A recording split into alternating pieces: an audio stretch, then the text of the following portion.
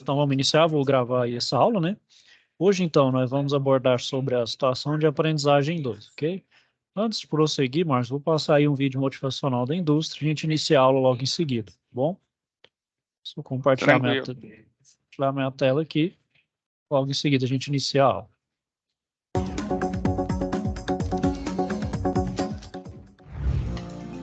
Inovação, tecnologia, sustentabilidade. O Grupo Isoeste é um grupo 100% brasileiro de grandes valores, onde a busca pela inovação, excelência produtiva e o respeito à natureza trabalham juntos. Fundada em 1983 por 3 engenheiros descendentes de italianos e amigos desde a infância, que graças ao empreendedorismo, otimismo e trabalho, chega hoje aos 30 anos com a liderança do mercado e uma estrutura sólida de muita qualidade. O Grupo Isoeste é composto por 6 unidades fabris, estrategicamente instaladas no território brasileiro, além do setor agropecuário. As unidades estão assim localizadas. Unidade Nordeste, em Vitória de Santo Antão, Pernambuco, atendendo todo o mercado local e países da América Central. Unidade Sul, localizada em São José dos Pinhais, Paraná. Unidade Mato Grosso, localizada em Cuiabá, Mato Grosso. Unidade Norte, em Castanhal, no Pará, focada na fabricação de moldados. Matriz em Anápolis, Goiás, com fabricação ampla de todo o mix de produtos. Unidade Isoeste Metálica, em Anápolis, Goiás, especializada em estruturas metálicas como os perfis Z, U, UE e a linha Light Steel Frame, que associados aos produtos das demais unidades, formam uma solução completa em construtivos isotérmicos. No agronegócio, a empresa cultiva mais de 500 mil de sacas de grãos ao ano e 11 mil cabeças de gado em fazendas onde a área preservada é muito além do que é determinado por lei. Com uma produção anual de mais de 30 milhões de metros quadrados em painéis e telhas, a Isoeste se orgulha em estar presente nas mais modernas e importantes obras do Brasil. Com um faturamento de R$500 bilhão em 2012, o Grupo Isoeste mantém seu ritmo de crescimento de 25% ao ano.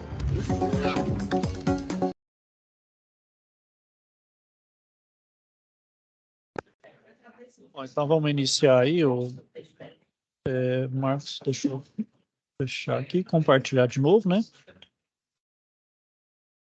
Bom, então vamos lá. Então a situação de aprendizagem chama Evitando Problemas, né? Então a gente vai ler aqui e ver o que se pede e depois vou falar dos assuntos aí que são pertinentes para a gente resolver essa situação de aprendizagem, certo? Vamos lá. Bom, olá, Alberto. Bem, boa tarde, Carlos. Espero não aborrecê-lo muito, mas precisamos checar as bombas da cisterna para não termos problemas de abastecimento da empresa. Verdade, Alberto. Temos que estar atentos porque a vida útil do contador é de 30 milhões de manobras somente. Precisamos falar com nossos técnicos para saber como estão as bombas. Muito bem. Verificarei quando podem nos atender e lhe darei um retorno. Olá, Alberto. Conseguiu falar com o nosso técnico? Sim, nossos técnicos estão acompanhando o funcionamento da cisterna com uma lâmpada de Q2 de saída, que foi desenvolvida aqui mesmo na empresa. Nossa, que interessante. O que exatamente essa lâmpada faz? Ela avisará quando o contator alcançar o número máximo de manobras mecânicas. Muito bom, mas de que maneira isso irá ocorrer? Ela não poderá ser desligada por engano? Não. Como nossos técnicos afirmaram, ela somente pode ser desligada no caso de alcançar o valor programado de manobras mecânicas do contator, comando em manual ou acionamento do botão reset ligado na entrada I4. Esse sistema é bem interessante. E quanto aos vazamentos, a equipe de engenharia de manutenção instalou um fluxostato aí, viu, pessoal? Não é fluxograma, é um fluxostato, normalmente aberto, na tubulação de água entre a bomba e a cisterna. Este fluxostato enviará para o micro PLC um sinal digital na entrada I5, indicando se há fluxo de água. Como funciona este fluxostato? Caso não haja fluxo de água em 5 segundos, o programa aciona uma sirene. Desligará todo o sistema. Incrível. E como saberemos onde está a falha? O próprio botão da sirene apontará a falha. O programa, então, não deixará o sistema reiniciar enquanto não for resolvido o problema. Bom, então aí, né, pessoal? essa situação de aprendizagem aí, como vocês observaram, é um sistema aí que ele monitora controle de nível de água, né? E ele vai ter, então, dois sisteminhas aí que vão trabalhar juntos, né? Mas estão sendo analisados de formas separadas. Um é o contador, né? Que ele tem um número de manobras lá, então ele tem um contador para fazer a contagem do número de manobra desse contador, né? Que no caso é 30 milhões de manobras. E um outro sisteminha aí que faz um fluxostato, ou seja, ele verifica se tem vazamento no sistema. Caso esse fluxostato ele dá um tempinho lá de 5 segundos e vê que tem vazamento, ele aciona uma sirene e desliga, né? Ou seja, tem um vazamento entre a bomba e a cisterna justamente para não falhar a minha bomba, né? Que geralmente minha bomba trabalha a seca, ela estraga, né? A gente sabe disso, né?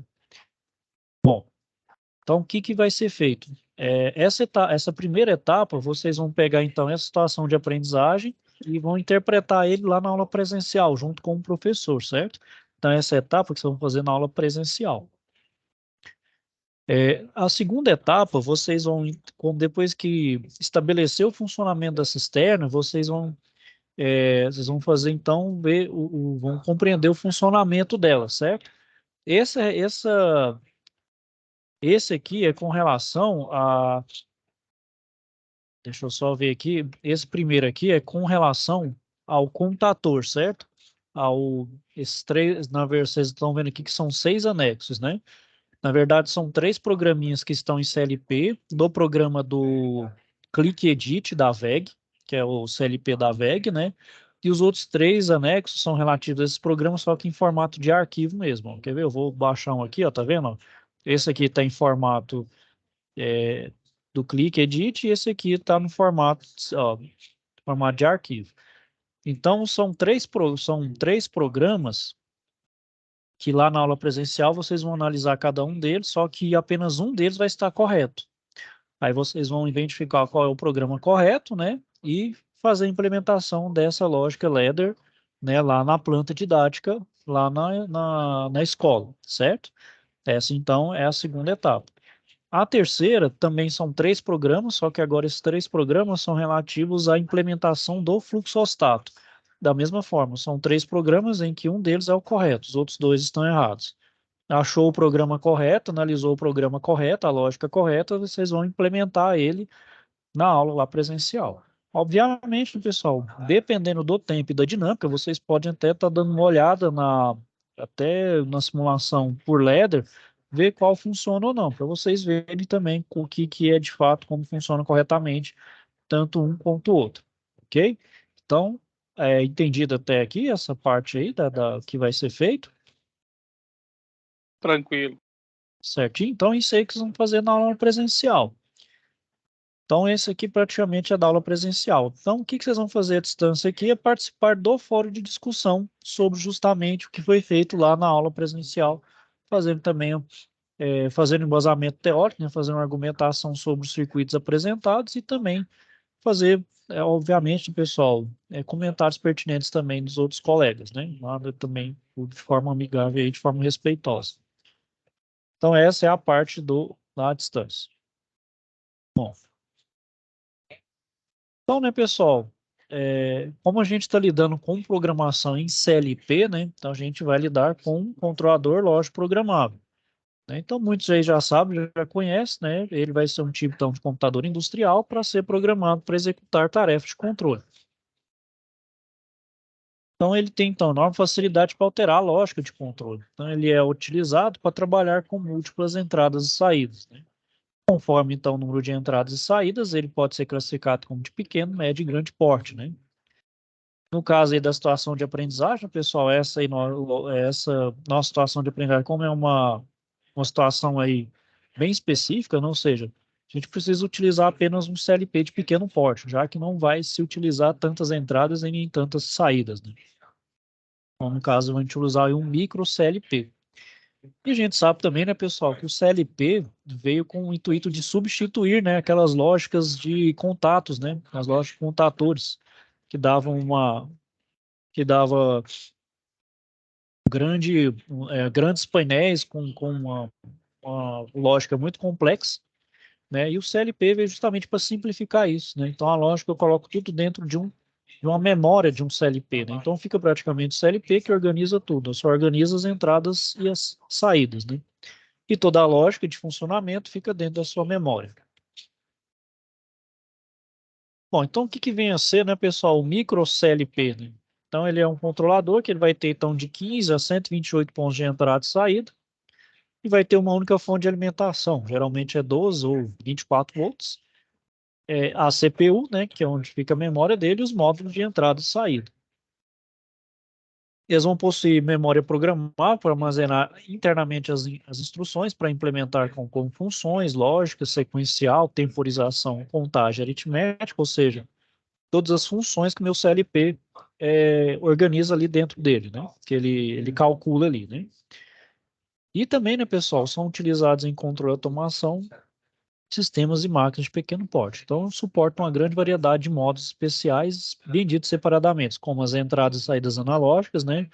Então, não suporta apenas as entradas e saídas digitais, mas também as analógicas, os contadores rápidos, os módulos de comunicação, a interface homem-máquina, geralmente é esse daqui, ó.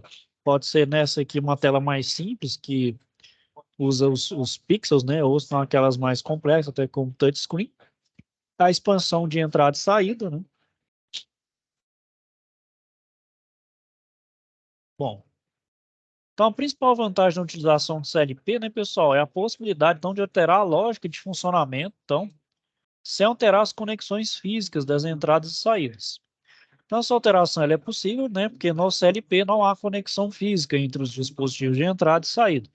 Então, a conexão, né, ela vai ser feita através do programa, que pode, então, ser facilmente alterado. Então, a gente sabe que para editar ou alterar o programa existente no CLP, a gente utiliza, então, um conjunto padronizado de instruções, denominado linguagem de programação.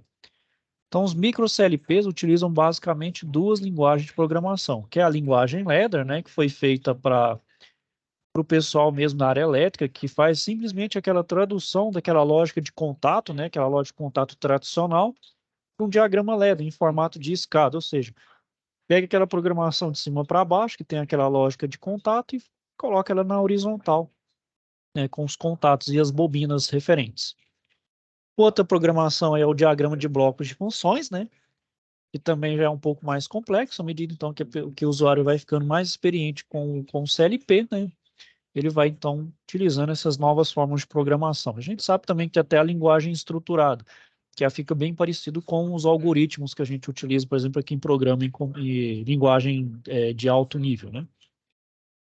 Então aqui a gente tem um exemplo, né, da linguagem Ladder, como eu falei, tem cada linha então é como se fosse um comando, né? Então tem os contatos, normalmente aberto e fechado, com as devidas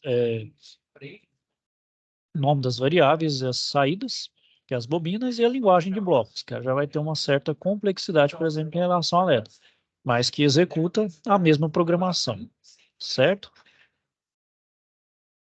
Bom, então, né, pessoal, o software então utilizado para alteração do programa também pode ser empregado para simular o funcionamento e verificar se o mesmo está funcionando conforme desejado. Então, aí, então, por exemplo, esse programa que a gente tem aqui, ó, é justamente o da VEG, que é o Click Edit. Todo programa, então, vai ter uma interface, né, que a gente vai conseguir também realizar a programação em Ladder e também fazer a sua simulação. Eu tenho um exemplo aqui, ó. Eu, eu tenho um exemplo aqui que é esse aqui, ó, o Master Tool. Ó, eu tenho um Click 2 também, Edit, ó. Esse Click 2, esse Master Tool, ele é muito parecido com o Tia Portal. Tia Portal não tem aqui, obviamente que eu não tenho o software do Siemens S7500 aqui. Mas na unidade tem, uma vez que ele é bem utilizado, né?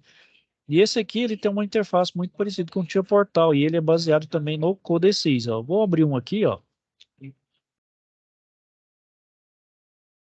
que eu vou só mostrar de forma rápida aqui, ó. Então, ou seja, eu posso iniciar aqui com um drive, eu coloco um drive aqui, por exemplo, esse aqui usa o da Altus, né?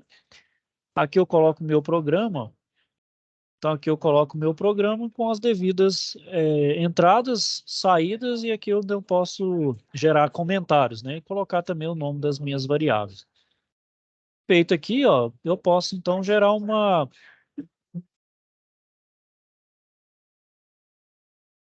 Então aqui eu posso simular, ó, tá lá, tá em simulação, ó. Tá em simulação, agora eu posso então fazer a...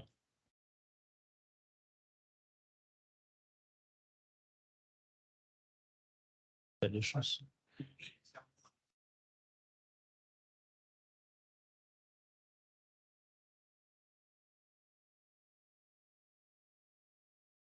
Pronto, aqui ele vai como se fosse uma logagem mesmo, ele loga no meu CLP.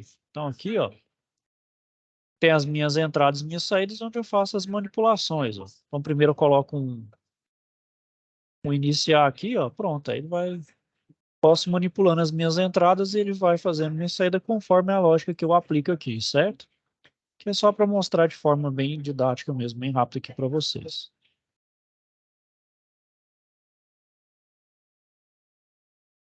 Bom, então esse aqui é do clique 2 Edit, certo? Bom, então como eu falei, né, geralmente no ícone Run, né, então vai aparecer simultaneamente duas telas, então uma com o modo de simulação e outra denominada ferramenta do estado das entradas. Então, essa tela será usada para simular a operação das entradas, como eu falei, né, conectada ao CLP, ou seja, ele vai virtualizar as minhas entradas, onde eu posso, obviamente, de forma digital, né, já que essas entradas elas só têm duas possibilidades, ou ligado ou desligado, já que são entradas digitais, né. Então, sendo o verde pode ser indicar que está ativo, enquanto um que está não ativa na cor cinza, né? Obviamente vai depender do software aí que vai ser utilizado, né? Então, como eu falei aí, ó, eu inicio lá, eu coloco uma entrada acionada, então ele vai acionar aqui na minha linha e vai mudar de cor, indicando o acionamento e vai acionar a minha saída, né? Assim como também se tiver alguma operação, como um temporizador ou computador ou qualquer outra coisa do tipo aqui, né? Uma função aí por exemplo, de soma ou qualquer outra. Então, tem outro exemplo, ó, né? Então, né, pessoal? Então, por exemplo, então, os ajustes no sistema de controle dos acionamentos eletromecânicos, né, durante a sua montagem e funcionamento, vão ser necessários para garantir o bom funcionamento. Então, nesse momento de simulação é onde eu realmente eu faço todos os meus ajustes necessários, né? Porque dependendo se tiver alguma coisa, um erro grosseiro, eu posso então, se eu colocar para startar, ele pode gerar um erro fatal, pode queimar a máquina ou até o meu próprio dispositivo. Então, no caso aí do CLP, né, as instruções que a gente pode ajustar são os temporizadores e os computadores, né? E os temporizadores vão ser, então, instruções que vão exercer a função de ligar ou desligar automaticamente o sistema de controle e acionamento em intervalos de tempo diferentes. E os CLPs, né, vão possuir diversos recursos de controle, tais como interrupção ou congelamento da temporização, informação de tempo restante, mudança de base de tempo e outros. Então, a gente tem aqui um exemplo aí, né? Por exemplo, de um contador, né? Então, tem um tempo base em qual variável de entrada ele está ligado, né? Qual a variável associada para esse temporizador aí, né? E qual é o tempo parametrizado e qual contagem de tempo atual. Então, lá, tem um modo, como eu falei, o modo temporizador, tem uma base de tempo que pode ser de 0,01 segundos até 1 minuto, né? Eu tenho a parte de reset do contador, então quando a entrada for ativa, o valor do contador vai ser zerado se você ser desabilitado, o valor atual, o set point, o nome do temporizador.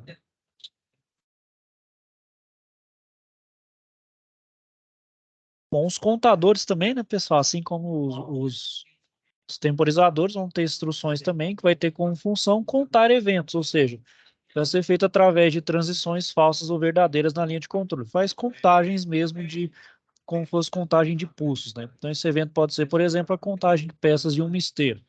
Então vamos supor ali, a gente usa sensor ali capacitivo, né? Então ele vai gerar uns pulsos ali de 0 e 1, né? Toda vez que passa o material, ele gera um ali de pulso. Gerou um, ele faz uma contagem. Então, assim por diante, né? Ele vai fazendo essas contagens de pulso, né? Que vai então gerando as contagens ali na minha esteira, né? Só que tem essa cara, mais ou menos parecido com o temporizador, né? Assim, então ele tem lá o seu modo contagem, né? Então aqui é o meu modo de contagem. A seleção da direção da contagem, então ele pode ser de forma crescente ou decrescente. o reset do contador, né? Então, da mesma forma como o temporizador, se a entrada for ativa, o valor do contador vai ser zerado e a saída desabilitada. O valor atual de contagem, que vai de 0 até 999.999, ou seja, 1 milhão de contagens, né? Os 7 pontos de contagem, o número do contador, né? Então, aqui são as devidas aqui a nomenclatura de cada parte aqui, né?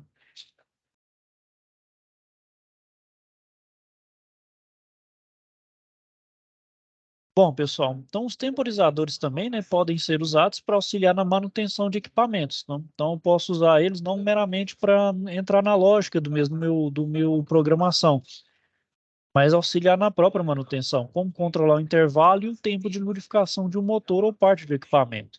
Então, eu posso usar um contador, né, para determinar então que após certo número de pulsos ou ciclos da máquina, a lubrificação então seja realizada. Então, essa lubrificação pode ser automática ou indicada através de sinalização para que seja realizada manualmente. Caso a lubrificação seja realizada após decorrido um tempo pré-estabelecido, então vou usar um temporizador. Então, para a gente compreender melhor o uso dos temporizadores e contadores dos ajustes necessários, a gente usa como exemplo um circuito de partida estereo-triângulo. Então, esse circuito ele controla a partida e funcionamento do motor trifásico do equipamento. Esse motor, então, ele vai ter dois polos, né? Como a gente sabe, que é trabalhando em 380 volts, 60 Hz, e possui, então, um rolamento aí 6306. Consultando, então, o manual, né, desse rolamento, o fabricante especifica, então, que a cada 4.500 horas de funcionamento do motor, seja realizada, então, uma lubrificação dos rolamentos, né? Ou seja, isso, então, é determinado por fabricante. Então, vai se determinar qual é o meu motor, o intervalo de lubrificação. Então, tendo esses valores, eu consigo parametrizar ali dentro, por exemplo, de um CLP, e lá colocar uma lógica que aciona lá, por exemplo, quando ele deve ser lubrificado ali, quando deve ser trocado, né? Então, o primeiro passo que a gente faz, né, pessoal, é determinar qual temporizador que a gente utiliza, já que o intervalo entre lubrificações é determinado em horas, né? Ou seja, então, primeiro, eu escolho o meu temporizador. O segundo, vou escolher o modo de funcionamento, né? Então, posso escolher do modo de retardo na energização, por exemplo, é o modo 2. Então, ele vai ter um retardo de energização, ou seja, vai demorar um tempinho para energizar. Terceiro passo é escolher a base de tempo. Então, peraí, eu tenho que converter, já que ele é 4.500 horas, por exemplo, eu tenho que converter em minutos, né? E depois inserir o valor do tempo e depois escolher a entrada reset. Vocês vão perceber que 4.500 horas aqui não vai ter como colocar em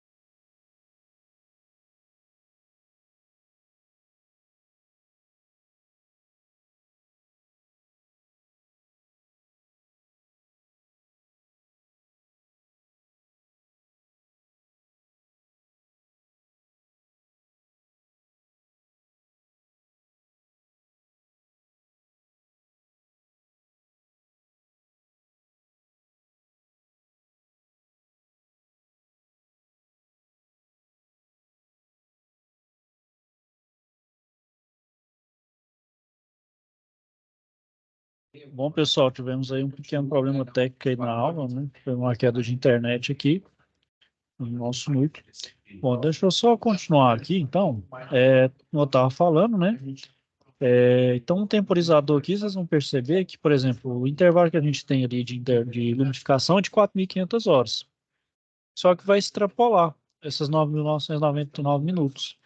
Então, a gente vai precisar de usar uma artimanha aí. Então, olha lá. A gente sabe que o motor tem que ser lubrificado até 4.500 horas. Então, o temporizador ele tem um tempo máximo de 9.999 minutos, ou seja, 166,65 horas de tempo máximo. Então, como controlar o tempo de intervalo entre lubrificações do motor? E nesse caso, a gente vai precisar de um contador. Então, primeiro, então, a gente divide as 4.500 horas por um valor que torne esse tempo possível de ser utilizado no temporizador. Por exemplo, dividindo 4.500 por 100, então a gente obtém um valor de 45 horas. Agora, transformando 45 horas em minutos, a gente tem 2.700 minutos, sendo este valor possível de ser utilizado no temporizador. Então, a gente vai usar ciclos de 2.700 minutos, de forma, então, que dê as 44.500 horas. Bom, então, agora o temporizador vai ter um valor de tempo possível de ser controlado, mas, obviamente, ele não é o tempo total para o intervalo de lubrificação. Então, no momento em que será utilizado o contador, ele deve, então, ser programado com o valor utilizado, para dividir o tempo de 4.500 horas, ou seja, o valor 100. Então, aí eu coloco 100 ciclos de 100 ciclos de 45 minutos, né, que dá aí os 4.500 horas. Bom, então o circuito abaixo aí, né, pessoal, vai ser para monitorar esse tempo de intervalo entre lubrificações. Então, assim que eu ligar o meu contador Q1, vai iniciar a temporização de T03, que está programado, então, para 2.700 minutos, 45 horas. Cada vez que é alcançado, então, esse valor, né, então, cada vez que gera, então, 4.500, 2.700 minutos ou 45 horas, então, o contato normalmente aberto de T03, ele vai incrementar o contador C01, ou seja, a cada 2.700 minutos, 45 horas, vai contar um ciclo até gerar as 4.500 horas, né? Então, cada incremento no contador vai equivaler a 45 horas. Então, assim, né? Caso o contador tenha acumulado 3 em sua contagem, então vai ser 135 horas trabalhadas no motor. Então, ou seja, ao atingir a contagem de 100 incrementos, ou seja, vai dar as 4.500 horas trabalhadas no motor, ou seja, assim que a meu contador deu 100 ciclos, ou seja, ele terou 100 ciclos, então é a hora de eu fazer a lubrificação. Então, se vocês perceberam, então eu utilizei dois subterfúgios aqui, dois recursos para poder fazer então essa lubrificação aí desse meu rolamento, que é um temporizador junto com um contador. Então, eu posso fazer isso de N formas dentro do meu programação em CLP. E também, né, pessoal, outro ponto importante que a gente tem que observar é que o circuito funcionar corretamente é usar o elemento correto para habilitar o temporizador, né? Ou seja, necessariamente colocar o temporizador ali para colocar. Eu preciso utilizar uma forma de fazer ele acionar, né? De ele acionar ou desacionar. Então, no circuito que a gente já usou ali como exemplo, a gente utilizou a saída Q1, que vai ligar o contator linha, pois ela fica ligada todo o tempo. Usar a saída Q02 seria um engano, pois o temporizador somente iria funcionar durante o tempo de comutação estrela, que dura apenas 5 segundos, ou seja, aquele saída Q2 é só para fazer aquela transição de estrela para o triângulo. Então ele não seria o correto para se utilizar nessa questão em específico, né? Então, nesse caso, pessoal, a gente precisa ter atenção nos sinais que vão ser utilizados para monitorar, então, o equipamento. Justamente isso, obviamente, a gente vai adquirindo isso com experiência e expertise. Também errando. Errando também a gente consegue aprender a ter esse feedback com relação a isso. Bom, pessoal, então outra parte do elemento eletromecânico, né, são os contatores. E a gente sabe, né, que são os dispositivos de manobra mecânica. Então, ele é não manual, eletromagnético, vai possuir, então, única posição de repouso, construídos, então, para elevada frequência de manobras, capazes, então, de estabelecer, conduzir e interromper correntes em condições normais de circuito, inclusive suportar sobrecargas no funcionamento. Então, de acordo com a aplicação, né, o contator pode ser utilizado individualmente ou ser acoplado então a relés de sobrecarga, né? Então, tem aqui na figura, né?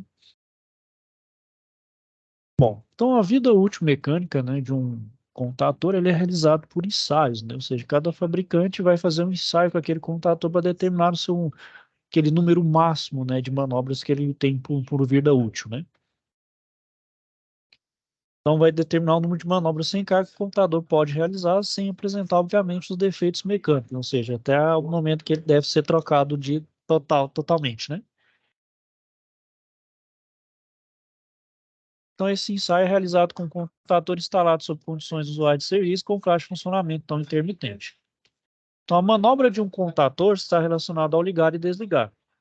Então, assim, quando energizado, o contador fecha seus contatos. Ao ser desenergizado, seus contatos abrem. Então, nesse momento, posso falar que o contador realizou uma manobra. Então, o número de manobras da vida útil mecânica de um contador vai constar, obviamente, no manual do fabricante. Então, cada fabricante vai determinar aquilo. Então, aqui, ó. Esse aqui, ó, fala, ó, vida útil mecânica, contador básico, 30 milhões de manobras. Com bloco de contados auxiliares, 10 milhões de manobras. E bloco de contados auxiliares para eletrônica, 5 milhões de manobras. Ou seja, para cada aplicação, eu vou ter, então, um número de manobras máximo para esse contador. Certo, pessoal? Bom, então a vida útil elétrica, né, ele vai ser determinado também por meio de ensaios com contador sob carga, né? Ou seja, sendo assim o número, sendo obtido assim o número de manobras contatos dos polos podem efetuar também sem apresentar defeitos. O fator também vai estar ligado diretamente à categoria de emprego da corrente e da tensão nominal do serviço. Então, os ensaios que são realizados pelos fabricantes para determinar a vida útil elétrica são realizados no regime de emprego AC3 e AC4. Os valores de cada componente, também como a vida útil elétrica dos contatos, vão situar na faixa de 1 milhão de manobras em regime AC3, variando, obviamente, de fabricante para fabricante. Um outro componente que a gente usa bastante aí, né, pessoal?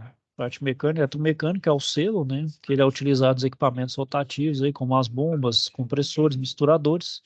E a função dele, né, pessoal, é promover selagem, né? Ou seja, que aquele fluido que está sendo trabalhado naquela minha máquina não vaze para a minha parte exterior, né? Ou seja, não tem um vazamento desse fluido, né? Ou um gotejamento que seja. Então, eles são utilizados nos equipamentos rotativos aí. E a gente sabe, né, pessoal, que esse selo mecânico vai estar em contato com o fluido de forma permanente. Então, dessa forma, tem uma espécie de filme ali, né, como se fosse uma película mesmo de um filme líquido na região de contato das faces, que, de certa forma, ele trabalha como uma espécie de refrigeração, né, entre eles, então evitando esse atrito excessivo. E esse filme também, então, vai bloquear a passagem do fluido. Então, com a existência do movimento da face rotativa em relação ao estacionário, ocorre, então, a evaporação do filme líquido. Isso, então, por atrito, né, pessoal? O atrito ele vai gerar essa evaporação. Esse aquecimento gera esse atrito e a evaporação desse filme líquido. E, obviamente, né, pessoal, por ser cíclico, então evaporou esse filme, o outro filme líquido se forma. Claro, a não ser que sejam condições extremas, pode-se evaporar esse filme e não ter uma reposição adequada. Então, vai gerar um desgaste excessivo e prematuro desse selo mecânico, né? Então, claro, né? Então, por isso, né, obviamente, se esse filme não deixar de se formar, né, vai ocorrer grande aquecimento, então causa esse desgaste. Então, aí a gente tem um exemplo, né, de um selo mecânico danificado, né, que também não há as trincas aqui, e um selo mecânico novo. A gente vê aí o tanto que se danifica quando não tem esse desgaste excessivo, né? Bom, o outro chave aí, né, pessoal, que também vocês vão usar lá na aula presencial e também para resolução dessa situação de aprendizagem, é a chave de fluxo, ou fluxostato, que vai servir, então, para indicar a presença ou ausência de fluxo dentro de uma tubulação, atuando então como um dispositivo complementar de segurança e proteção para motores, compressores, bombas d'água, etc. Então, o fluxostato deve ser instalado na tubulação, ou seja, na posição horizontal, considerando o sentido de fluxo indicado no corpo da peça, ou seja, nunca na posição vertical, certo? Então, aqui, pessoal, são alguns exercícios de passagem para vocês fixarem o conteúdo relativo a essa SAP, ok? Então, é isso aí, pessoal. Aí, depois a gente extrapola para a próxima web aula dessa situação de aprendizagem, ok? Então, eu vou finalizando aqui por hoje. Vou desejar, então, a todos aí uma boa noite Ok? Tiverem alguma dúvida, não deixe de procurar. Desejar a vocês uma boa noite, fique com Deus então e até a próxima.